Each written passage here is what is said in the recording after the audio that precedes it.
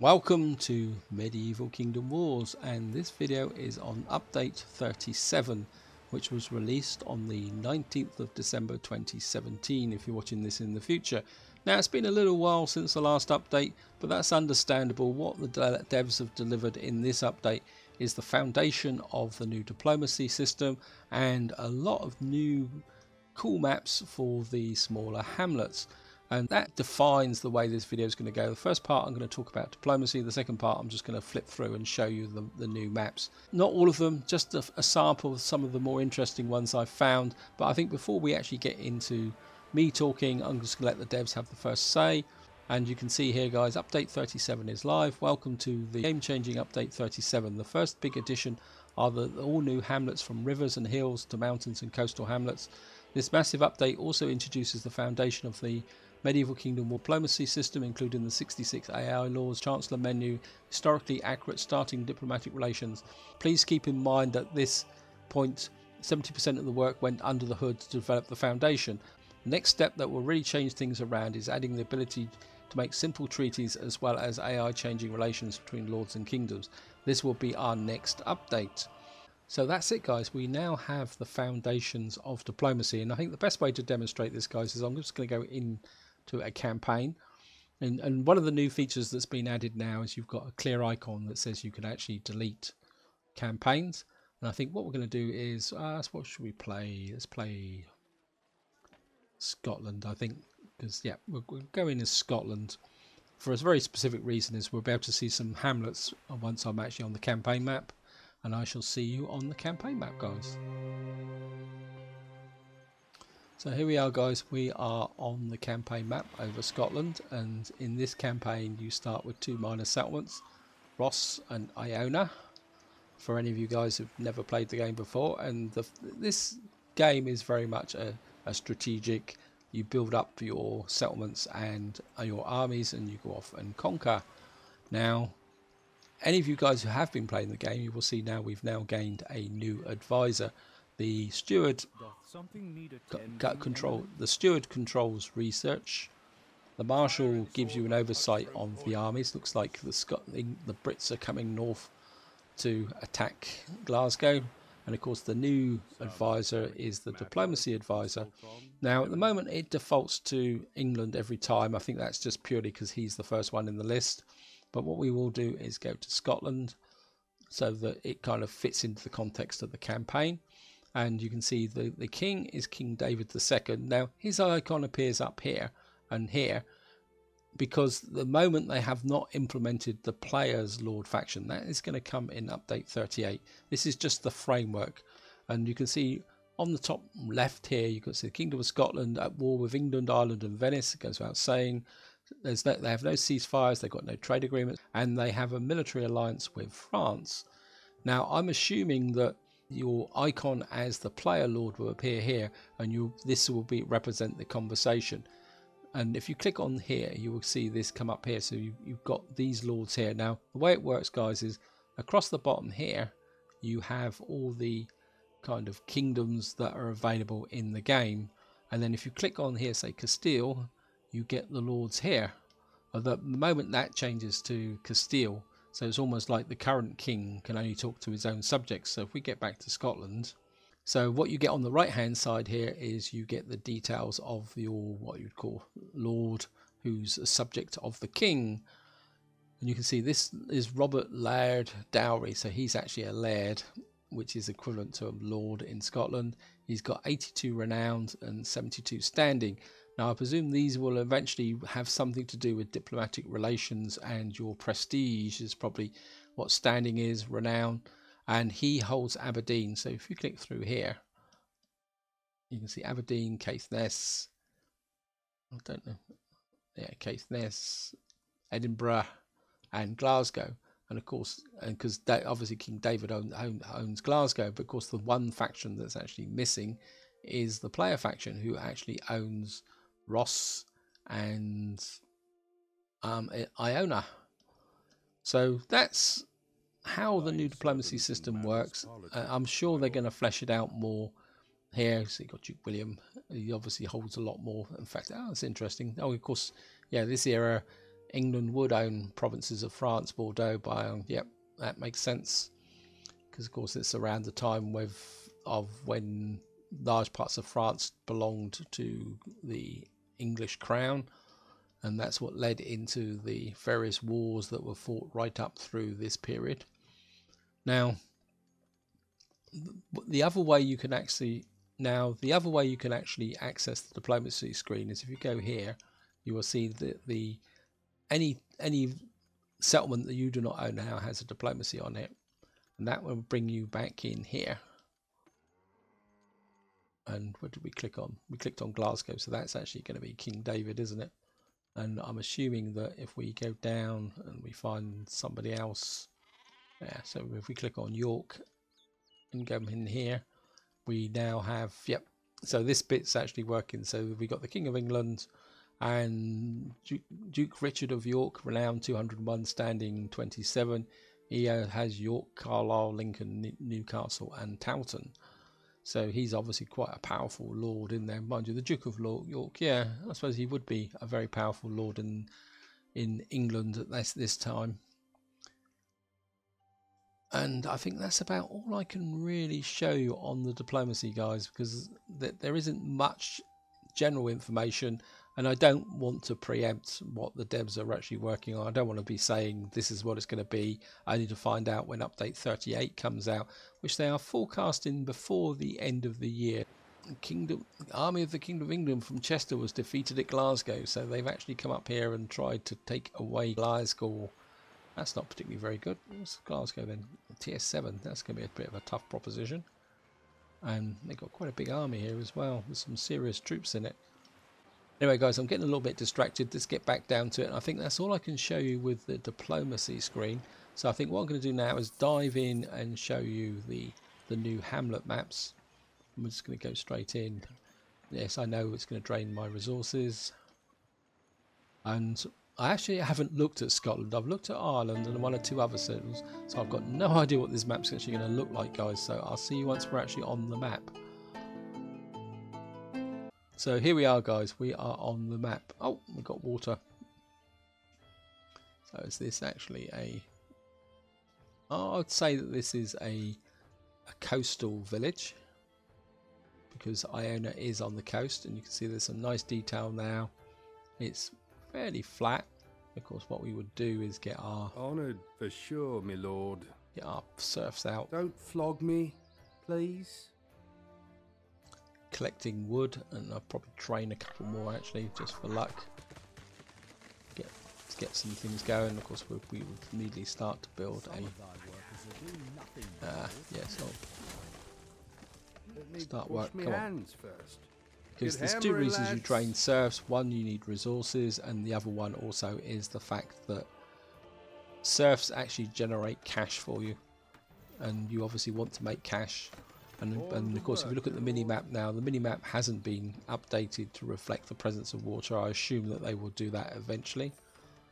And it's a pretty good map, interesting. I do like the maps in this game. They got some very, very nice detail on them. And I think we're just going to let the barn build up. And I suppose what we should do is build a iron camp so that we can work on the stockade. Now, this is due to the absence... Oh, no, we've got something here. So I say this, I think that this is a tier 2 city. We don't have the iron yet to build that up. And I think that's enough now. And I think what we're going to do is just quick back to the world map. Workers have completed a building. Just to show you what I'm talking about, guys. If I come in here and we look at the garrison, you can see serfs and chickens generate money. Your defense forces actually cost money. They have an upkeep, and it's the same applies to your army. Carrick standing ready. Your army's there, but at the same time, if you've got serfs in your army and pigs, these will generate money. So part of the building the economy is actually balancing the two needs. As you can see at the moment, we're making 78 silver and spending 46 silver on the army. So if we just go and have a quick look at Ross now. In here, you can see at the moment we're making more money because we've got lots and lots of chickens, and we're just going to enter the city.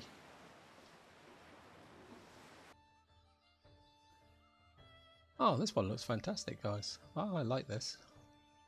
It's going to be fun to build on, but it's more defensible. Again, I think it's actually another coastal, so there's even variations on the coastal maps. Oh, that's cool. I like this. And okay, again, we just set these guys to work. Don't flog me, please. Get them working Course, hard, your worship. making us Get getting chopping plenty of on wood. those trees. And of course, one of the issues you're going to have with Course, a your map like worship. this, which immediately strikes to Swing mind, those is that axes, once you fellas. cut down all these trees in the beginning, then eventually you will have to kind of get a horse and cart out here somewhere in order to ensure that your serfs aren't walking all the way up here. You can see them walking off the edge of the map here, and of course what you do here is certainly would build a barn up here. And I would assume, guys, that when you actually upgrade this settlement to a tier level 3 and build a palisade, the palisade will kind of go around this part here, and you'd be effectively defending this frontier force here. Oh, that's cool. I like that. And I have some interesting battles here. Actually, you could get a defensive force in here. That would actually make life a little bit interesting.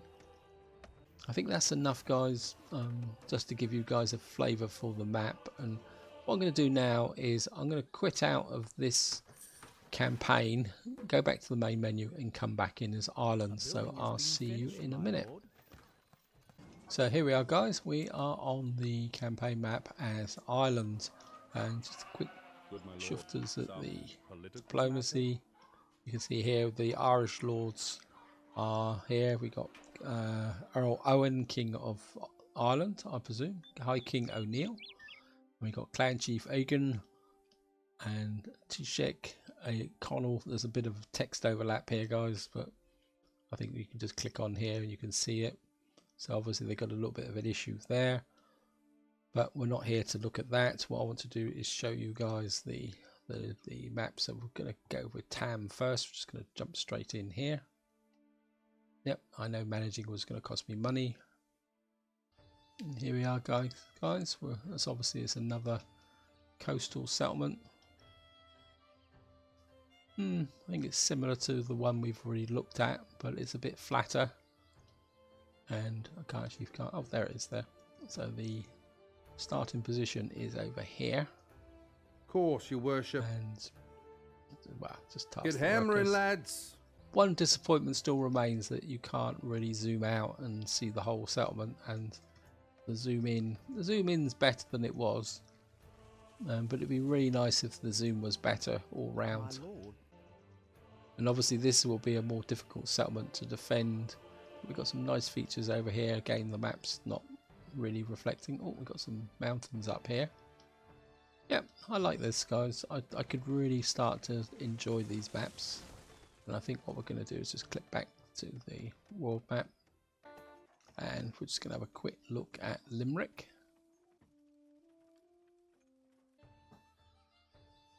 And this is obviously a hilltop or mountain stronghold. Well, that's going to be an interesting defensive position. Again, the zoom's not brilliant. Wow, yeah. I think we can have some fun defending this.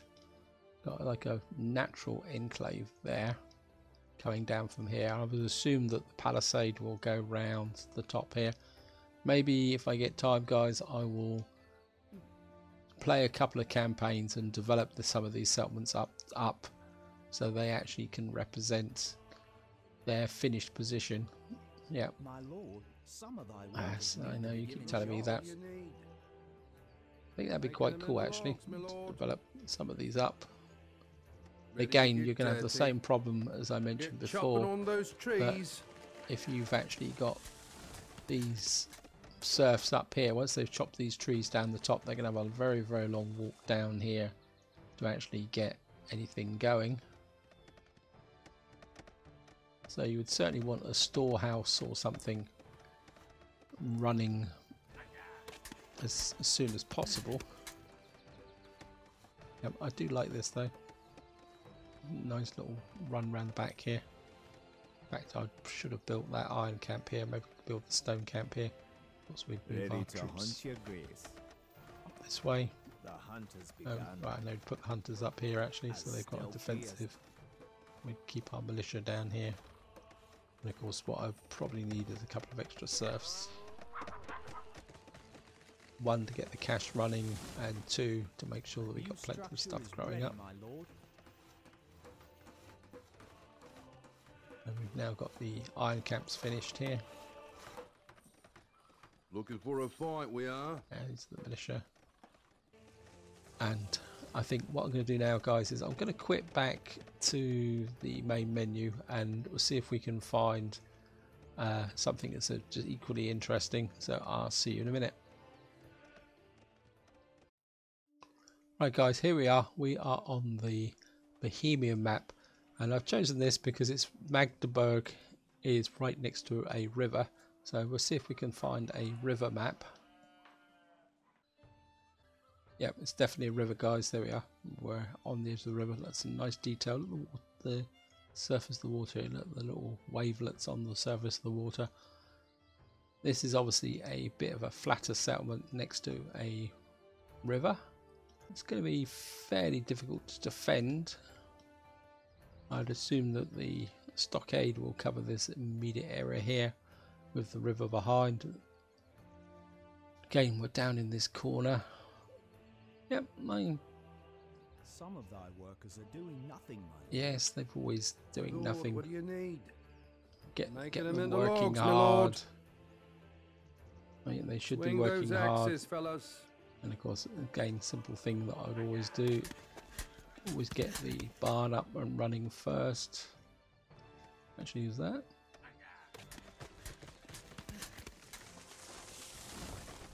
Oh, there's the storehouse there. Oh, I don't think you'd actually get an opportunity to build a wagon. We'll have to check that out.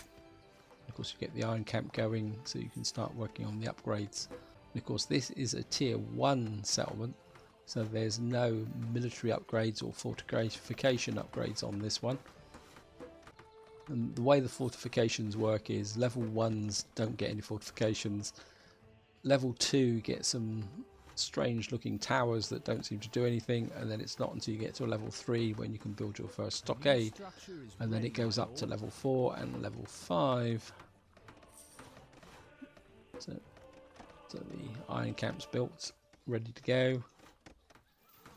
And what I'm going to do is just click out of here and we'll have a quick look at Leipzig, and then I think that will be the end of the video, guys. Now, guys, we've got another variation. This one looks a bit more interesting in the sense that this has actually got a raised area here. All this would be lovely as a defensible area, because you've got the river behind with a little, with a little boat down here. Wow, nice detail. Really like that. And the trees, and of course before he says Ready to get dirty. doing nothing. Swing we'll set those our axes, coolies to fellas. work. Get hammering, Again, lads. this is a tier. Is this a tier 1? Let's have a quick check. Yep. So again, we'll just get our barn up and running, and I think what I would probably do is, do we get anything back further this way? Yeah, probably would put the iron camp there. I mean, even at a level 1, this is a fairly nice defensible area, because the AI would have to try and push up here. So what you could do is, let's have a look here. What have we got? Ready to hunt, your Yeah, we grace. put our hunters up here, The hunt has begun. and we got Looking for a fight, some we militia. are. So you could put the militia there. Take the walk, lads. So you could set up a fairly good defensive line here. A new structure is ready, my lord. Yeah. Put them there. Stretch the old legs. Yeah, I think that would work, guys. This is what I like about these new maps, is the fact that you have got a defensive strategy compared to like they were before, where they were all the same common flat map and the enemy could just kind of come wading in on you. But I'm starting to ramble, guys. Welcome back to the campaign map. I think this is where I'm going to wind the video up. I could keep on showing you the new hamlets, but I think that was a fair sample of the work that's done. You can really see the games coming on. I'm really looking forward to see how the diplomacy develops over time. There's obviously more work to be done, but I'm sure it's going to get very, very interesting, because they are talking about that there will be interactions between the players, lord, and the kingdom, and the diplomacy will be working on two levels. That would be the diplomacy within the kingdom and the diplomacy on the international stage. And one key change that has been introduced as part of this release, which I will mention before leaving, is the fact now that you don't get arbitrary attacks from armies around. So like before this update, you could be attacked by a local lord who would come and try and take your settlements away. What they've actually changed now is the only armies that will actually attack you is armies that you are actually at war with. So I would guess that, I think we're the Duke of Burgundy. Is it? Or no, Bohemia. We were Bohemia, aren't we? Where's Bohemia? There it is. So we're the Kingdom of Bohemia, King John the Blind, and he's in Prague. So technically these guys would be our allies along with the king. So you've got King John the Blind there, and then we'd have 4 lords who would be our allies, who are currently round us. Kind of poses a dilemma, guys, whether the game will allow wars between lords within the kingdom, and that's something we'll just have to see how it develops. But I'm rambling again, guys, so this is where I'm going to leave it. Hope you enjoyed this very, very quick overview of the new update. When update 38 comes out, I will continue to provide these videos. So this is where I'm going to leave it. Hope you enjoyed the video. And until next time, whatever you do, enjoy your gaming.